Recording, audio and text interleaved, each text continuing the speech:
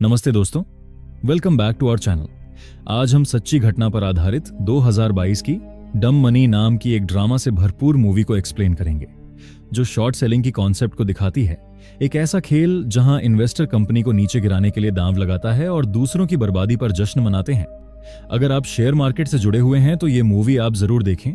और दोस्तों, शुरू करने से पहले आपसे एक रिक्वेस्ट है कि आपको वीडियो कैसा लगा कमेंट और वीडियो को शेयर करना मत भूलिएगा। कहानी की शुरुआत में हम एक आदमी को देखते हैं जिसका नाम है केथ गिल। एक आम आदमी जो ब्रॉक्टन मैसाचुसेट्स में रहता है, जिसका एक सुंदर सी बीवी है जिसका नाम है कैरोलाइन गेल, और उनका एक छोटी सी बच्ची भी है। दिन में वो एक फाइनेंशियल फर्म में काम करता है, एक ऐसी नौकरी जिसमें शायद उसको उतना मजा नहीं आता। लेकिन असली कीथ तो शाम को अपने घर के बेसमेंट में जिंदा होता है। बेसमेंट में उसका एक सेटअप है जहां से वो यूट्यूब वीडियो बनाता है और रेडिट पर पोस्ट लिखता है। वह ऑनलाइन रोरिंग किटी के नाम से मशहूर है और यूट्यूब और रेडिट पे एक फोरम भी है जिसका नाम है R Wall Street Bets, in short WSB। वहां उसका यूजर नेम है डीप वोटिंग वैल्यू। नाम थोड़ा अजीब है, लेकिन वहां सब ऐसा ही चलता है। अब कीट का फंडा यह है कि वो एक कंपनी के शेयर पर बहुत ज्यादा बुलिश है। मतलब उसको लगता है कि इस कंपनी के शेयर का भाव बहुत ऊपर जाएगा, और वो कंपनी है गेमस्टॉप GMI। गेमस्टॉप, जहां से लोग कंप्यूटर के आइटम, वीडियो गेम की CD, माउस और भी बहुत कुछ खरीदते थे। आजकल तो सब ऑनलाइन ऑर्डर करते हैं, तो कंपनी का फाइनेंशियल कुछ ठीक नहीं है। बहुत से फाइनेंशियल एक्सपर्ट्स जो वॉल स्ट्रीट पर बैठे ये सोचते हैं कि गेमस्टॉप तो अब डूबने वाली कंपनी है, तो इसलिए वो लोग गेमस्टॉप के शेयर्स को शॉर्ट कर रहे थे। जिन लोगों को पता नहीं, मैं उन लोगों को बता दूं। शॉर्ट करना मतलब सरल भाषा में कहे तो जब आपको लगता है कि किसी कंपनी का शेयर नीचे गिरेगा, तब आप शेयर किसी से उधार लेकर उसको बेच देते हो, और शेयर का दाम जब गिर जाता है तो आप उतने ही शेयर सस्ते में खरीदकर उसे वापस कर देते हो जिससे उधार लिया था। बेचने और खरीदने के बीच जो फर्क होता है वह है आपका प्रॉफिट। तो ये बड़े हेज फंड वाले गेमस्टॉप पर यही कर रहे थे। उनको 100% यकीन था कि गेमस्टॉप का शेयर तो जीरो होने वाला है, पर कीथ को ऐसा नहीं लगता था। उसको गेमस्टॉप की फाइनेंशियल्स और उसकी लीडरशिप में जो बदलाव आ रहे थे, जैसे च्यूई के फाउंडर रायन कोहेन का इन्वॉल्वमेंट, इन सब में पूरा भरोसा था। उसका मानना था कि गेमस्टॉप को लोग जितना बुरा समझ रहे हैं उतनी बुरी कंपनी वो है नहीं। उसमें अभी भी दम है। उसको लगता था कि ये कंपनी अंडरवैल्यूड है, मतलब लोग उसकी असली कीमत नहीं समझ रहे हैं। सबसे बड़ी बात, उसको ये दिख रहा था कि इतने सारे बड़े इन्वेस्टर ने गेमस्टॉप को शॉर्ट किया हुआ है कि अगर कभी शेयर का प्राइस ऊपर जाने लगा तो शॉर्ट सेलर्स को बुरी तरह से ट्रैप कर सकता है। तो कीथ ने अपनी सेविंग्स से गेमस्टॉप के शेयर खरीदे, और सिर्फ शेयर ही नहीं बल्कि गेमस्टॉप के ऑप्शंस भी खरीदे, जो रिस्की है, पर प्रॉफिट बहुत ज्यादा होता है इसमें, और लॉस भी। आपको तो पता ही होगा अगर आप शेयर मार्केट से जुड़े हैं। ये सब वो अकेला चुपचाप नहीं कर रहा था, बल्कि अपने सारे एनालिसिस, अपनी सारी होल्डिंग्स, सब कुछ अपने यूट्यूब चैनल पर लाइव स्ट्रीम में और रेडिट के वॉल स्ट्रीट बेट्स फोरम पर नियमित अपडेट के साथ और ऑनलाइन शेयर कर रहा था। वो स्क्रीनशॉट डालता है जिसमें हम देखते हैं शुरू में उसने GME में $53,000 का इन्वेस्टमेंट किया था। दूसरी तरफ उसकी वाइफ कैरोलाइन इस बारे में थोड़ा टेंशन में रहती है। उसे लगता है कि अपने परिवार की सारी सेविंग्स वह एक ऐसी कंपनी में लगा रहा है जिसको सब लोग डूबती हुई जहाज की तरह मान रहे थे। वो कीथ को सपोर्ट करती है, लेकिन उसके मन में थोड़ा डर भी बना हुआ था। आखिरकार यह स्टॉक मार्केट है। कीथ का छोटा भाई केविन, जो थोड़ा अजीब है, वह सोशल मीडिया पर फालतू वीडियो बनाता रहता है। उसने भी कीथ के कहने पर GME में इन्वेस्ट किया था। खैर, अब हम गेब प्लॉटकिन नाम के एक अरबपति को देखते हैं, जो वॉल स्ट्रीट के बड़े लोगों में से एक हैं, जो मेलविन कैपिटल नाम के एक बहुत बड़े हेज फंड का बॉस है। हेज फंड मतलब एक ऐसी कंपनी जो अमीर लोगों या इंस्टीट्यूशंस का पैसा लेकर उसे बाजार में निवेश करती है ताकि ज्यादा से ज्यादा मुनाफा कमाया जा सके। उसकी कंपनी ने गेमस्टॉप को बहुत बड़े स्केल पर शॉर्ट किया है। उसको तो गेमस्टॉप का नाम सुनने में ही हंसी आती है। वो कीथ जैसे छोटे इन्वेस्टर को डम इन्वेस्टर समझता है। हमें दिखाया जाता है केन ग्रिफिन नाम की एक आदमी को, जो सिटाडेल नाम की कंपनी का मालिक है। सिटाडेल एक बहुत ही बड़ी फाइनेंशियल कंपनी है जो हेज फंड भी चलाती है और मार्केट मेकिंग भी करती है। केन गेब से और भी ज्यादा अमीर और पावरफुल है। और आखिर में स्टीव कोहेन, जो Point72 एसेट मैनेजमेंट के प्रमुख हैं, और ये भी मार्केट के एक बहुत बड़े खिलाड़ी हैं। तीनों बिजनेस के साथ आपस में अच्छी दोस्ती भी रखते हैं। मेलविन कैपिटल में सिटाडेल और Point72 का पैसा भी इन्वेस्टेड है। ये सब लोग महामारी कोविड-19 के समय पर भी मस्त पैसा बना रहे हैं, जबकि बाहर दुनिया में लोग परेशान हैं, नौकरी खो रहे हैं, लेकिन इनकी दौलत बढ़ती जा रही है। इनको लगता है कि बाजार इनके हिसाब से चलता है। जहां एक तरफ गेब जैसे बिलियनियर को देखते हैं, वहीं दूसरी तरफ मूवी में हमें कुछ हमारे जैसे छोटे रिटेल इन्वेस्टर्स को दिखाते हैं, जिनमें हम सबसे पहले देखते हैं जेनिफर नाम की एक नर्स को, जो सिंगल माँ भी है। वो कोविड के समय फ्रंट लाइन पर काम कर रही है, बहुत तनावग्रस्त है और उसके ऊपर काफी लोन भी है। उसको बस थोड़ा एक्स्ट्रा पैसा चाहिए ताकि वह अपना सारा लोन चुका सके और अपनी जिंदगी आसान बना सके। वो कीथ के वीडियो देखती है और उसको लगता है कि शायद ये एक मौका है पैसे कमाने और अपने लोन को चुकाने का। दूसरी तरफ हम देखते हैं मार्कोस नाम का एक लड़का, जो गेम स्टॉप की ही एक दुकान में काम करता है। वह अपनी नौकरी से खुश नहीं है क्योंकि उसकी तनख्वाह काफी कम है और उसका बॉस भी उसको काफी परेशान करता है। वो देखता है कि उसकी कंपनी के शेयर के साथ कुछ अजीब हो रहा है और वो भी कीथ के वॉल स्ट्रीट बेट्स फोरम पर एक्टिव हो जाता है। उसके लिए ये सिर्फ पैसा कमाने का नहीं, बल्कि सिस्टम के खिलाफ प्रोटेस्ट करने का भी एक तरीका है, जिसके कारण उसके जैसे लोग पीछे रह जाते हैं। वहीं हार्मनी और रीरी, दो कॉलेज स्टूडेंट्स जो बेस्ट फ्रेंड्स हैं या फिर शायद कपल्स, उनके ऊपर स्टूडेंट लोन का बोझ है। वो भी ऑनलाइन ये गेम स्टॉप का हंगामा देखते हैं और सोचते हैं कि इसमें इन्वेस्टिंग करके शायद वो अपना भविष्य सुधार सकते हैं। वो रॉबिनहुड जैसी ऐप का इस्तेमाल करते हैं ट्रेडिंग के लिए। रॉबिनहुड एक बहुत ही famous trading and investing app है, जो वहां बहुत ही फेमस है, ठीक हमारे ज़ीरोधा की तरह। उसका को-फाउंडर्स एंड सीईओ है बाइजू भट्ट और व्लाड तेनेव। रॉबिनहुड ऐप का इंटरफेस बहुत ही यूजर फ्रेंडली और इजी टू यूज है, जिसके कारण रॉबिनहुड को ज्यादातर लोग यूज करना पसंद करते हैं। एक इंटरव्यू के दौरान व्लाड तेनेव कहता है कि हम अपने कस्टमर से ब्रोकरेज चार्ज नहीं करते, हम केवल कस्टमर के बाइंग और सेलिंग ऑर्डर पर एक छोटा सा फी चार्ज करते हैं। हमारा सिर्फ यही मकसद है कि ज्यादा से ज्यादा ट्रेडर हमारी एप्लीकेशन से जुड़े।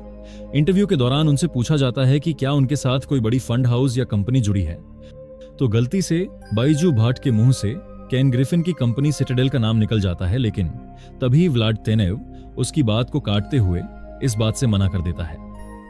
खैर, ये सब लोग अलग अलग शहरों में अलग अलग जिंदगियां जी रहे हैं, लेकिन उनको एक चीज जोड़ती है: internet, Wall Street Bets forum और कीथ की एनालिसिस पर भरोसा।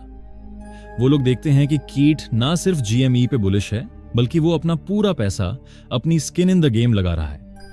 वो रोज अपडेट करता है, चाहे मार्केट ऊपर जाए या नीचे। इससे लोगों का उसके ऊपर भरोसा बढ़ता है। WSB फोरम एक अजीब सी जगह है। यहां लोग फाइनेंस की बातें करते हैं, लेकिन एकदम अलग अंदाज में। यहां बहुत सारे मीम्स, इनसाइड जोक्स चलते हैं और लैंग्वेज भी काफी रफ होती है, लेकिन ये मस्ती मजाक के पीछे एक सीरियस अंडरकरंट भी है। बहुत सारे लोग यहां पे 2008 के फाइनेंशियल क्राइसिस से गुस्सा हैं, जब बड़े बैंकों ने गड़बड़ की थी, लेकिन उनको बेल आउट मिल गया था और आम आदमी को इसका खामियाजा भुगतना पड़ा था। उनको लगता है कि सिस्टम रिग्ड है, मतलब ये अमीर लोगों के फेवर में बना हुआ है। गेम स्टॉप उनके लिए एक मौका है सिस्टम से बदला लेने का, उन हेज फंड्स को सबक सिखाने का, जिन्होंने गेम स्टॉप को शॉर्ट करके उनको तबाह करने की कोशिश कर रहा है। अब कुछ महीने बाद होता है असली हंगामा।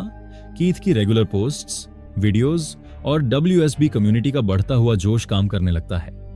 धीरे धीरे गेम स्टॉप का शेयर प्राइस बढ़ना शुरू हो जाता है। पहले तो धीरे धीरे और फिर देखते ही देखते तेजी से बढ़ने लगता है। जो शेयर कुछ डॉलर का था, अब वो $50, $60, $70, $100 तक पहुंच जाता है। केथ का $53,000 का इन्वेस्टमेंट देखते ही देखते लाखों डॉलर का बन जाता है और फिर $1 मिलियन का। वो अभी भी रोज अपने अकाउंट का स्क्रीनशॉट पोस्ट करता है। लोग उसको देख पागल हो जाते हैं। वो अब WSB पर हीरो बन गया है। लोग उसकी हर बात को फॉलो करने लगते हैं। अब जेनिफर, मार्कोस, हार्मोनी और रीरी जैसे लोग भी पैसा बनाने लगते हैं। उनके छोटे छोटे इन्वेस्टमेंट्स की वैल्यू बढ़ने लगती है। जेनिफर को लगता है कि अब वो अपना कर्जा चुका पाएगी। मार्कोस को उम्मीद दिखती है कि वह अपनी बेकार सी नौकरी छोड़ पाएगा। हार्मनी और रीरी अपने स्टूडेंट लोन को बाय बाय कहने के सपने देखती हैं। सबके बीच खुशी का माहौल है। दूसरी तरफ गेब देखता है कि GME का शेयर नीचे जाने के बजाय ऊपर जा रहा है। शुरू में वो इसको रिटेल ट्रेडर्स का टेम्पररी जोश समझता है, जो थोड़े दिन में ठंडा पड़ जाएगा और शेयर वापस नीचे आएगा। वो और शॉर्ट पोजीशन ऐड करता है, लेकिन शेयर नीचे आने का नाम ही नहीं लेता। वो और तेजी से ऊपर जाता है। $200, $300, एक पॉइंट पर तो $400 से भी ऊपर। अब गेब की हालत खराब होने लगती है। उसकी कंपनी को हर दिन अरबों डॉलर का नुकसान हो रहा है। शेयर इतनी तेजी से ऊपर जा रहा था, मतलब शेयर शॉर्ट स्क्वीज हो रहा था, या फिर कहा जाए तो शेयर में शॉर्ट कवरिंग हो रहा था। शॉर्ट स्क्वीज या शॉर्ट कवरिंग को सरल भाषा में कहे तो जिन लोगों ने शेयर शॉर्ट किया था, जब शेयर का दाम इतनी तेजी से बढ़ने लगता है तो उनका नुकसान भी बहुत तेजी से बढ़ता है। तो वह लोग अपने पोजीशन से एग्जिट लेना शुरू करते हैं ताकि अपना नुकसान लिमिट कर सकें। लेकिन जब इतने सारे शॉर्ट सेलर्स एक साथ अपने पोजीशन से एग्जिट लेते हैं तो मार्केट में बाइंग प्रेशर और बढ़ जाता है। ये एक साइकिल बन जाता है और जिससे शेयर का प्राइस और भी तेजी से ऊपर चला जाता है। तो इसे ही शॉर्ट स्क्वीज या शॉर्ट कवरिंग कहते हैं। अब हेज फंड जिसमें फंस गए थे, WSB वाले लोग इसी का फायदा उठा रहे थे। वो लोग शेयर खरीद रहे थे और होल्ड कर रहे थे, जिससे शॉर्ट सेलर्स को शेयर बहुत महंगे मिल रहे थे। गेब के ऑफिस में पैनिक का माहौल है। वो फोन पर चिल्ला रहा है, उसके कर्मचारी परेशान हैं, सबकी रातों की नींद उड़ गई है। उसको समझ नहीं आ रहा कि ये हो क्या रहा है। एक मामूली सा वीडियो गेम रिटेलर का शेयर उसके $multi-billion की कंपनी को बर्बाद कर रहा है। अब ये बात जब गेब की वाइफ यारा प्लॉटकिन को पता चलती है, वह गेब को अपने दोस्तों से मदद मांगने के लिए कहती है। तो गेब अपने दोस्त केन और स्टीव से अपनी कंपनी को बचाने के लिए मदद मांगता है। तब दोनों मिलकर मेलविन कैपिटल में $2.5 अरब का निवेश करते हैं। मूल रूप से उसको बेल आउट करते हैं ताकि वो पूरी तरह से डूब न जाए। दूसरी तरफ रॉबिनहुड ऐप के फाउंडर व्लाड टेनेव को NSCC से कॉल आता है। वह उन्हें कहता है कि गेम स्टॉप शेयर की बढ़ती हुई ट्रेडिंग वॉल्यूम के कारण उन्हें एज अ डिपॉजिट $3 अरब जमा करने होंगे, नहीं तो वह लोग रॉबिनहुड ऐप को बंद कर देंगे। तब व्लाड टेनेव उनसे कहता है कि मैं सिटाडेल के फाउंडर केन ग्रिफिन से एक बार बात करके देखता हूं। और यहां हमें पता चलता है कि केन ग्रिफिन ने भी रॉबिनहुड पर इन्वेस्ट किया है। अब रॉबिनहुड ऐप गेम स्टॉप के शेयर की बाइंग बटन को डिसेबल कर देता है। रिटेल ट्रेडर अब और गेम स्टॉप के शेयर नहीं खरीद पा रहे थे। अब ये खबर आग की तरह फैलती है और लोगों में पैनिक का माहौल क्रिएट हो जाता है और लोग बड़ी क्वांटिटी में शेयर बेचना शुरू कर देता है। गेम स्टॉप का शेयर जो पहले $483 तक पहुंच गया था, वह अचानक गिरकर $140 तक आ गया। इसका कारण था रॉबिनहुड ऐप, और जिसके कारण रिटेल ट्रेडर को भारी नुकसान उठाना पड़ा। लोगों को लगता है कि जब तक हेज फंड्स पैसा बना रहे थे तब तक सब ठीक था, और जब उन्हें नुकसान होने लगा तो उन्होंने यह कदम उठाया। उनको लगता है कि रॉबिनहुड ने यह कदम केन ग्रिफिन की कंपनी सिटाडेल के दबाव में आकर उठाया है। अब रॉबिनहुड का CEO व्लाड टेनेव लोगों को यह स्टेटमेंट देता है कि उन्हें बाइंग इसलिए रोकनी पड़ी क्योंकि उनके क्लियरिंग हाउस उनसे बहुत ज्यादा कोलैटरल मांग रहे थे, जो उस समय उनके पास नहीं था, और इसलिए उन्हें बाइंग बंद करना पड़ा। लेकिन आम इन्वेस्टर्स को इस स्टेटमेंट पे यकीन नहीं आता। उनको लगता है कि उनके साथ धोखा हुआ है। फ्री मार्केट का नारा देने वाले लोग अब मार्केट को कंट्रोल कर रहे हैं। सोशल मीडिया पर रॉबिनहुड के खिलाफ गुस्सा फूट पड़ता है और #बॉयकॉट रॉबिनहुड ट्रेंड करने लगता है। दूसरी तरफ इस पूरे हंगामा में कीथ शांत रहता है। जब GME के शेयर गिर रहा था, उसने अपने शेयर नहीं बेचे, बल्कि उसने एक और अपडेट पोस्ट किया जिसमें वह दिखाया कि उसने GME के और शेयर खरीदे हैं जब प्राइस गिरा था। उसके लिए यह सिर्फ पैसा कमाने की बात नहीं थी, उसको गेम स्टॉप की फंडामेंटल्स पर अभी भी भरोसा था। उसका यह एक्शन WSB कम्युनिटी में उसको और भी बड़ा हीरो बना देता है। लोगों को लगता है कि यह बंदा असली है जो अपने प्रिंसिपल्स पर टिका हुआ है। लेकिन अब कीथ भी मुश्किल में फंस जाता है। यह पूरा मामला इतना बड़ा हो जाता है कि अमेरिकी कांग्रेस इसकी सुनवाई करती है। एक कमेटी बैठती है जो पूरी गेम स्टॉप मामले को समझने की कोशिश करती है। सुनवाई में कीथ के साथ साथ इससे जुड़े सभी इन्वेस्टर्स और रॉबिनहुड के CEO व्लाड टेनेव को बुलाया जाता है। यह सुनवाई टीवी पर लाइव टेलीकास्ट होता है। कीथ सुनवाई में भाग लेता है अपने उसी बेसमेंट से जहां से वह वीडियोस बनाया करता है। वो बहुत शांति से, इत्मीनान से कमेटी के सवालों का जवाब देता है। वो कहता है कि उसने सिर्फ अपना एनालिसिस शेयर किया था, उसको गेम स्टॉप के फंडामेंटल पर भरोसा था। वो कहता है कि वो कोई हेज फंड नहीं है, वो एक आम आदमी है जो सार्वजनिक रूप से उपलब्ध जानकारी का उपयोग करके निवेश करता है। उसका तरीका लोगों को काफी पसंद आता है। गेब प्लॉटकिन वर्चुअल हियरिंग में काफी डिफेंसिव लगता है। वो मानता है कि गेम स्टॉप की पोटेंशियल को अंडर एस्टिमेट किया था। वो शॉर्ट सेलिंग को डिफेंड करता है। केन ग्रिफिन भी वर्चुअल हियरिंग में आता है। वो किसी भी तरह की कल्यूजन से इनकार करता है। वो कहता है कि सिटाडेल ने रॉबिनहुड पे कोई दबाव नहीं डाला था बाइंग रोकने के लिए। वो रॉबिनहुड के PFOF मॉडल को भी डिफेंड करता है। व्लाड टेनेव फिर से वही एक्सप्लेनेशन देता है कि रिस्क मैनेजमेंट और क्लियरिंग हाउस की कैपिटल रिक्वायरमेंट्स की वजह से बाइंग रोकी गई थी। उससे काफी सवाल पूछे जाते हैं। अब कुछ दिन बाद हम देखते हैं कि केथ ने GME में निवेश करके काफी पैसा बनाया, लाखों डॉलर। लेकिन उसने अपनी जीवन शैली में कोई बड़ा बदलाव नहीं किया। वो अभी भी उसी घर में रहता है और शायद अब YouTube वीडियो नहीं बनाता। वो थोड़ा ब्रेक लेता है। उसके खिलाफ जो जांच चल रही थी, उनका क्या हुआ? ये फिल्म में स्पष्ट रूप से नहीं दिखाई, लेकिन वो बड़ी मुसीबत से बच गया। गेब प्लॉटकिन को इतना भारी नुकसान हुआ कि मेलविन कैपिटल कुछ समय बाद बंद हो गया। गेब को व्यक्तिगत रूप से बहुत नुकसान हुआ। केन ग्रिफिन और स्टीव कोहेन, उनके फंड्स ने मेलविन को बेल आउट किया था, लेकिन उन्हें जीएमई से बहुत पैसा भी कमाया क्योंकि बाजार में अस्थिरता बहुत थी। उनका पावर और प्रभाव वैसा ही बना रहा। रॉबिनहुड ऐप को बहुत नेगेटिव पब्लिसिटी मिला, मुकदमों का सामना करना पड़ा और उनकी प्रतिष्ठा को धक्का लगा, लेकिन कंपनी चलती रही। व्लाड टेनेव सीईओ बने रहे। जेनिफर ने जीएमई से कुछ पैसे कमाए, जिससे वह अपना थोड़ा बहुत लोन कम किया, लेकिन वह अमीर नहीं बन गई। वो अभी भी अपनी जिंदगी में संघर्ष कर रही है, लेकिन थोड़ी बेहतर स्थिति में है। मार्कोस भी जीएमई से पैसा बनाया और आखिरकार अपने गेम स्टॉप की नौकरी छोड़ दी। वो खुश है कि वो उस जगह से निकल गया। हार्मनी और रीरी दोनों ने भी थोड़ा पैसा कमाया, लेकिन उनका स्टूडेंट लोन पूरी तरह खत्म नहीं हुआ। वो अभी भी भविष्य के लिए आशान्वित हैं। 16 अप्रैल 2021 को केथ ने शाम 4:53 पर अपनी आखिरी बैलेंस शीट पोस्ट की थी। उस वक्त उसकी नेट वर्थ $34 मिलियन थी। उसके बाद से कीथ ने पब्लिक लाइफ से दूरी बना ली है, लेकिन उसकी शुरुआत की गई ये मूवमेंट अब भी जिंदा है।